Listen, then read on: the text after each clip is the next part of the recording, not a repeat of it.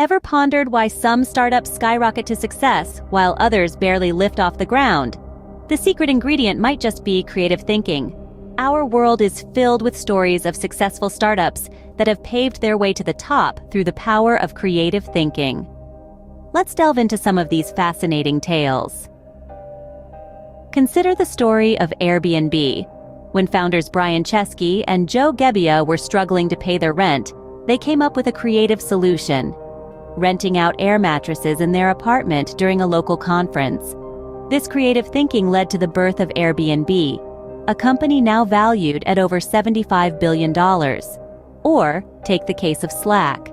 Stuart Butterfield initially set out to create a video game, but when that failed, he turned his attention to the game's internal communication tool. The result? Slack, a platform now used by millions worldwide for team collaboration. But you may ask, how can I foster this kind of creative thinking? Here are a few strategies. First, encourage diverse perspectives. Creativity thrives in environments where different viewpoints are not only allowed, but actively sought. Encourage your team to think from various angles, to challenge assumptions, and to bring their unique insights to the table. Next, promote a culture of curiosity. Foster an environment where questions are welcomed, where exploration is encouraged, and where learning is a constant journey. Remember, every great innovation started as a question. Finally, embrace failure as a learning opportunity. It's often through our mistakes that the most creative solutions emerge. Rather than fearing failure, see it as a stepping stone towards creativity and innovation. In conclusion, creative thinking is not just a nice-to-have for startups, it's a necessity.